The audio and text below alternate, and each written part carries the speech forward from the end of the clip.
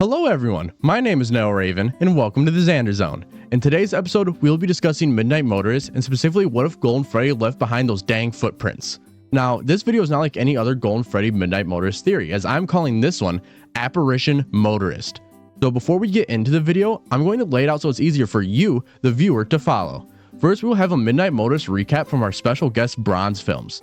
Next, we will get into the basis of the theory, just laying out the very basics before we get into the juicy stuff later on. We will then get into the evidence for Apparition Motorist, then the issues with the said evidence, then the very juicy story of Apparition Motorist, assuming it is canon. The next two sections will then be talking about the issues with the story, and then my final thoughts on the whole theory.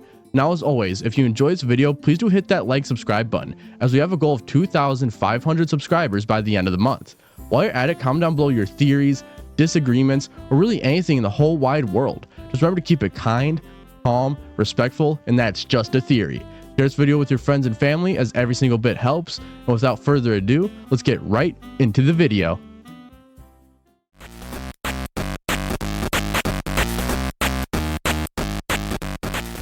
Midnight Motorist is arguably one of the biggest and most confusing mysteries in all Five Nights at Freddy's, but why? Well, let's recap this minigame and what makes this mystery so confusing. The Midnight Motorist minigame was featured in Five Nights at Freddy's 6 or Pizzeria Simulator, and the only way to access it was to purchase the Midnight Motorist arcade machine. On lap 4 there's a secret entrance, and when you go through it the minigame begins, and this is also where the mystery begins. It starts with the player controlling a purple car driving in the rain, with the first possible stop being in an area with a pile of dirt. You can't interact with it in any way, and it's just a quick stop. You then stop at a place called Junior's where you talk to someone but you are denied entrance. From there you go back home where you're looking for someone in a rageful manner. You then pass someone watching TV as they tell you to leave the person in the room alone. You then knock on someone's door yelling for them to come out. When they ultimately don't listen, you go back outside and around the house only to find a broken window and that they escaped, leaving behind their footprints in the mud next to some mysterious footprints of an animatronic. The minigame then ends and you are left with a million questions, starting with who we play as and who is Orange Guy, and why is he driving this purple car? And with the first stop, the pile of dirt, what is it? Is it a gravestone? Is it there to hide something? Is an animatronic buried there? I personally believe it's a gravestone for one of Willie Mathis' children, but we get absolutely no explanation for this or how it connects to the rest of the minigame. And what about Junior's? Is it the FNAF 2 location? Is it a pizzeria at all? Is it a bar? Or is it some random location that we've never heard of before? I think it's a bar, and that's why Orange Guy was rejected from it. Next, when Orange Guy gets home, who is the person watching TV? Is it someone from the Afton family? Who is the person who ran away? Why is Orange Guy angry at them? And most importantly, as this is going to be the main topic of this video, who left these animatronic footprints behind? In my opinion, this is definitely the most confusing part of this mystery in Midnight Motorist, as who the footprints belong to can be the key to solving the minigame as a whole. So who left these footprints behind? Well, to find out, I'm going to pass the video back to Nero, so sit back and enjoy this amazing theory, and thanks for having me on the channel.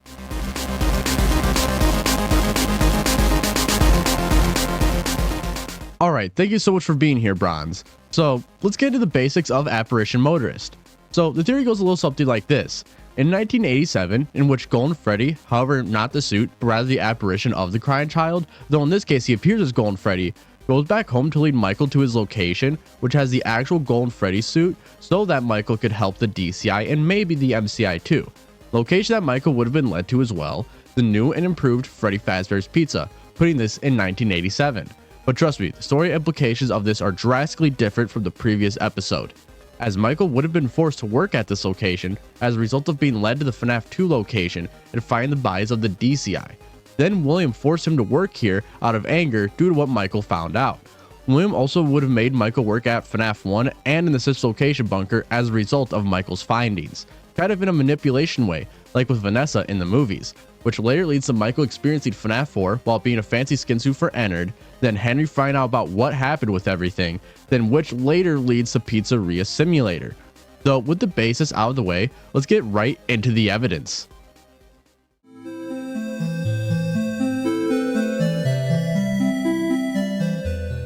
Alright, so let's get into the evidence of Apparition Motorist, and the first thing is how Golden Freddy works.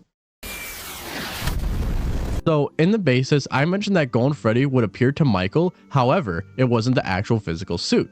Now how could this work? Well, we know by the time FNAF 2 takes place, Golden Freddy can just manifest in your office and in the hallway like a ghost, yet can still kill you like a physical entity. Plus, with the FNAF movie having Golden Freddy be the only animatronic to leave the pizzeria and go to Mike's house to kidnap Abby and still have weight, which you can see when he gets in the taxi, I think we have a solid basis here, as Golden Freddy, however in this case it'd be Crying Child controlling Golden Freddy, went home and left these said footprints that also just disappears after the bushes. Explain why there's no footprints leaning off alongside the human footprints we see. Next is, why would Crying Child want to do this? Well, I think it's quite simple. He's scared and confused, like how he says in the security logbook, and is trying to get help from his brother, who is the only person he knows of that would help him, as he remembers that Michael was the only one who said "I'm sorry" before he passed away. As Michael might have been a jerk, he was still a brother. Now, what did Mike see while at the FNAF 2 location, as odds are this is where the actual physical Golden Freddy suit was at this time? Well, odds are Michael saw the bodies of the DCI once he arrived at the location. Midnight Motorist is also called later that night, so what would this be? Well, it can't be the bite of 87 as it happens during the day, so why would good old Willie be running at night? Well, odds are this was the DCI like I mentioned in my last video, in which William would have lured these kids, hid them, and once everyone was gone, he killed the 5 kids, hid their bodies around the pizzeria, and fled. And while he was fleeing, Michael was making his way on over to that very same location and found the bodies and alerted authorities, which is why the next phone call is so panicked and worried. Hello.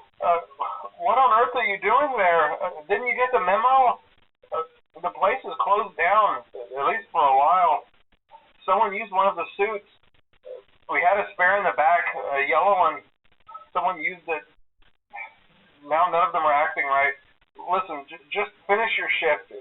And why it seems like there were never any bodies in the location in the first place, as they were cleared out and cleaned up before the next night's night shift. It also explains why we don't see any blood or bodies anywhere in gameplay, as it was already cleaned up before the shift we play in FNAF 2. Now, why do I say 1987 is the year Midnight Motorist happens? And well, it's because of the Midnight Motor and 5 laps at Freddy's.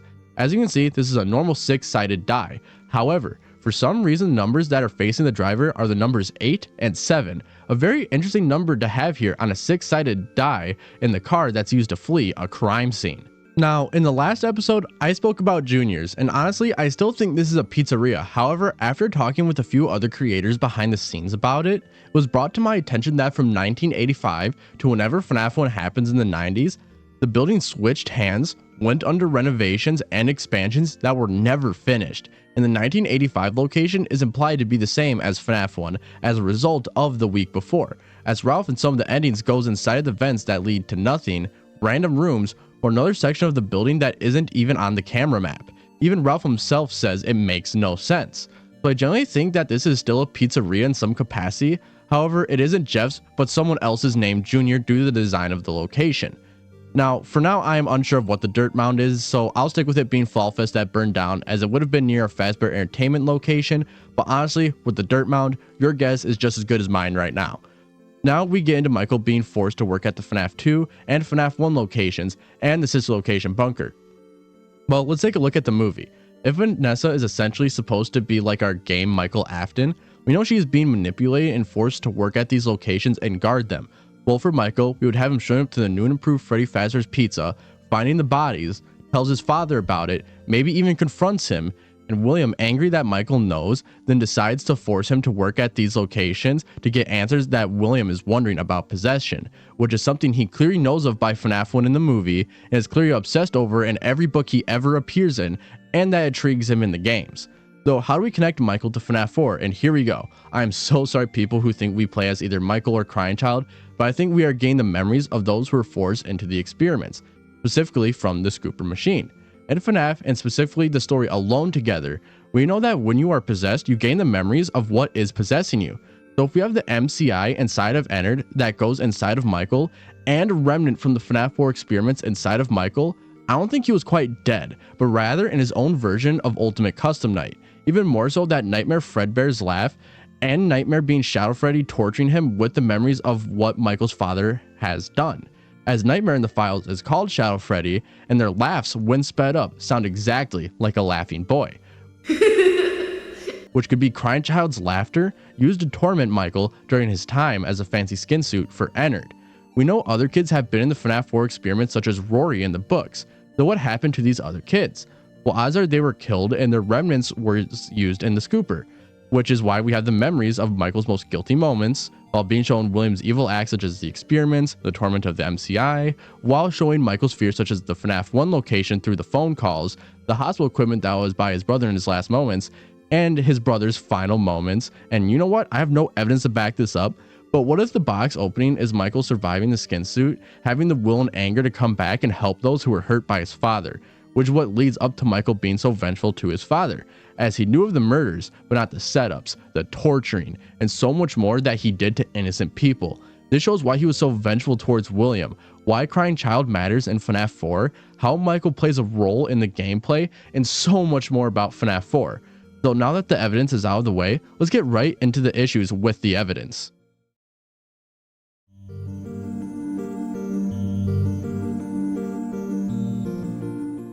Alright, so let's get into the issues with Apparition Motorist's evidence. And the first one is the fact that Crying Child would have shattered Mike's window to get his attention, as it doesn't really seem like Crying Child would do in the first place, and well, I completely agree with you.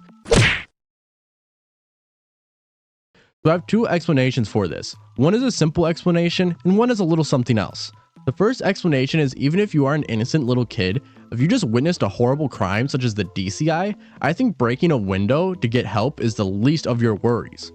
The next is you could swap this out with Cassidy or Andrew or whoever you think possesses the Golden Freddy suit outside of Crying Child, as there's a strong chance that the vengeful spirit asked if there's anyone they could get for help. And well, sure enough, Crying Child says his brother Michael Afton.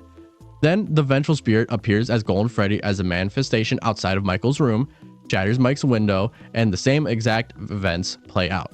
Next is how fast everything would have to happen, as you'd have to have William murder the DCI before midnight but close enough to midnight, then for Mike to arrive there before the night guard, call the police, have the police arrive, the police or someone clean it up, and then the security guard works their night shift.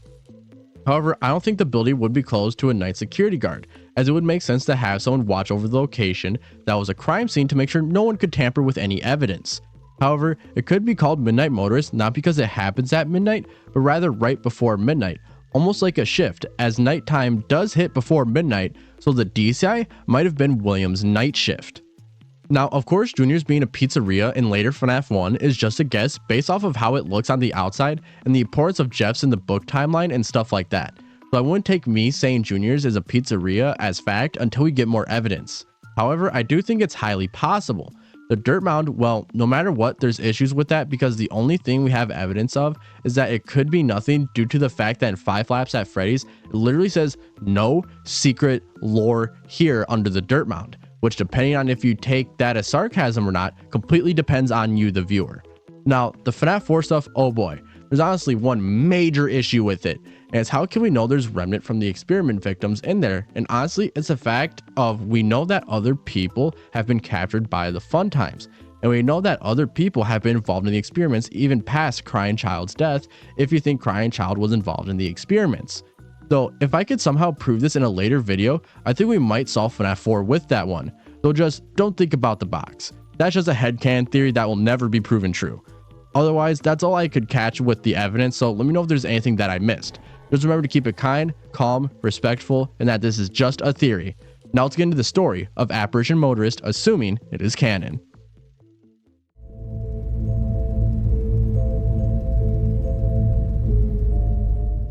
Okay, so let's get into the story of Apparition Motorist, assuming it is canon. Now remember, this is just telling the story of this theory if it happens in the games.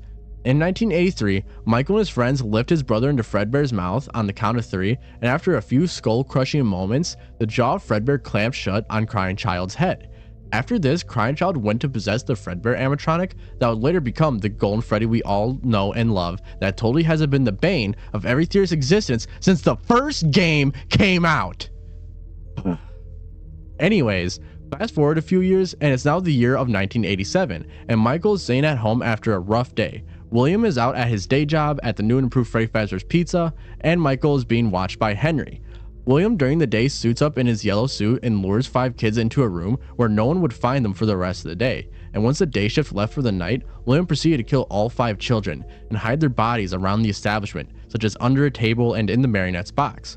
However, the spirit of Crying Child from inside of the old Golden Freddy suit witnessed the whole slaughter, and scared, manifested nearby the old home that he used to live at and got his brother Michael's attention by shattering his window while Michael was probably listening to heavy metal and sulking.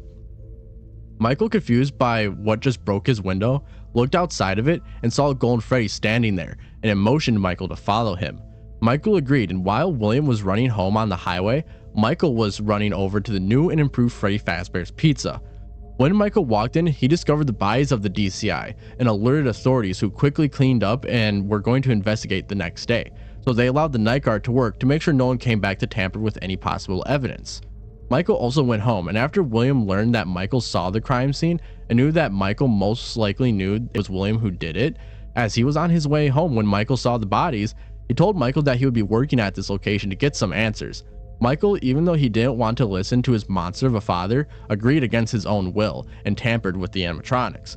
However, what Michael didn't know was that he signed the death certificate of Jeremy Fitzgerald, the night guard before him, as he switched the day shift, and during the last party of the establishment, Jeremy's frontal lobe was bitten off, rendering him to barely function as a result of tampering with the animatronics. After this, the location shut down.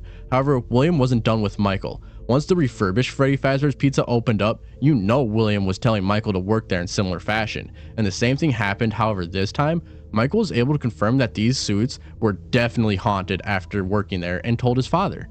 As a reward, William told Mike to go and find his sister in the circus rental bunker and get his answers.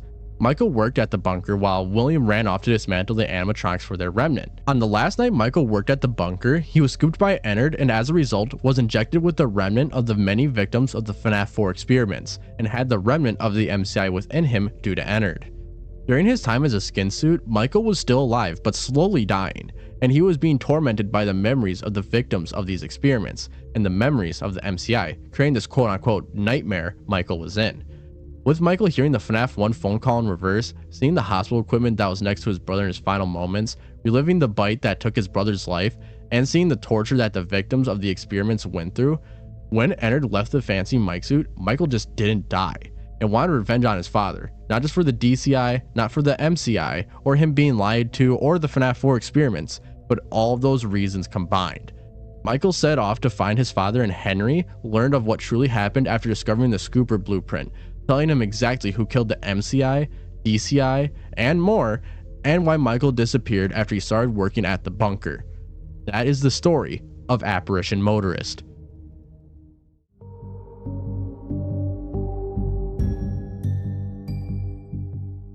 Okay, so let's get into the issues of Apparition Motorist's story. First is Henry being the chair guy. I use him as chair guy as we don't have much on Miss Afton, and anyone else is either dead or someone we don't know of. So he's there to make the theory less complicated. Next is how Crying Child would have seen the DCI, and honestly fair point. However, I do think at the absolute very least, Crying Child would have heard the DCI happening. That or the Vengeful Spirit would have seen or heard this too. Next is Henry finding the Scooper blueprint, and that we know he finds due to Pizzeria Simulator's insanity ending, as it is in his possession.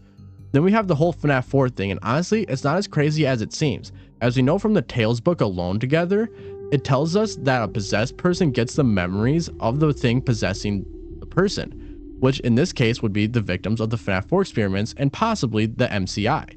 We just need to know how the victim's remnant would have been put into the Scooper. Then again, there's how fast everything happens from DCI to Mike finding them, to them being cleaned up, to the night shift, as it is very fast. Otherwise, I can't think of anything else, so let me know if I missed anything in the comments. Just remember to keep it kind, calm, respectful, and that this is just a theory.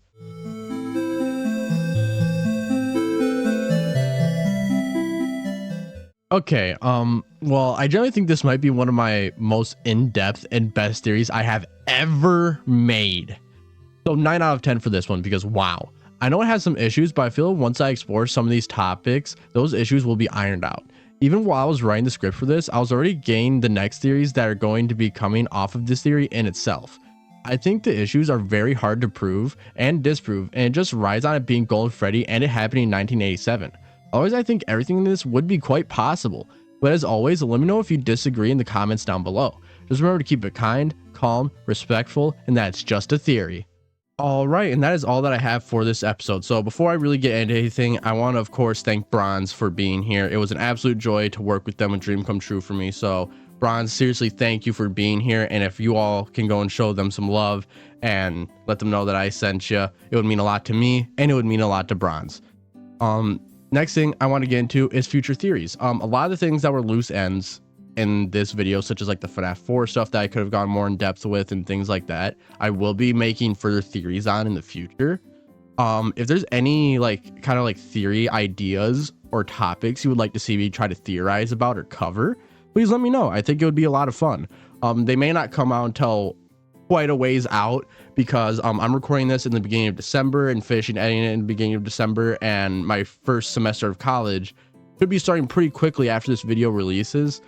So it might not be until like May or June or July until those videos come out, but please do give me any ideas and feedback, of course, on this one and future videos as well, and I will do my best to get to those.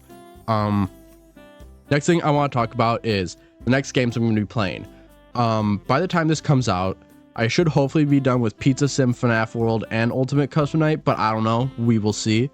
After that, I plan on doing FNAF Security Breach and FNAF Help Wanted 1. And I also have Poppy Playtime Chapter 2 and Chapter 3 and more Bendy and the Ink Machine games coming. There's a lot that I have planned, so please do bear with me on that. I'm trying my best to kind of like catch up to everyone else in like the indie game realm and stuff like that. So there will come a point where I am on par and at pace with everyone else.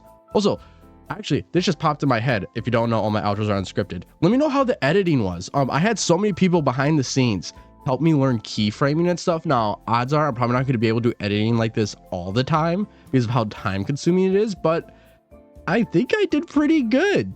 So let me know what you think of the editing in this one. I'd like to hear any tips or feedback on pretty much everything that was in the video. Last thing, questions from the charity stream. I don't know how many of you were there for the charity stream, but by the time this comes out, the charity stream would have passed, and I announced 2 timelines and I announced a podcast. If you have any questions about those projects or a creator looking to work with me on any of those, please do let me know. I would love to see you all appear on these videos, comment on these videos, ask questions about them so I can maybe give some clarity on them. Otherwise, that's about all that I have for this episode. So as always, if you enjoyed, please do hit that like, subscribe button, as we do have a goal of 2,500 subs by the end of the month. While you're at it, comment down below really anything in the whole wide world. Just remember to keep it kind, calm, respectful, and that's just a theory. Share this video with your friends and families. Every single bit helps. Without further ado, I hope you all enjoyed. Have a great day, stay safe, and peace out.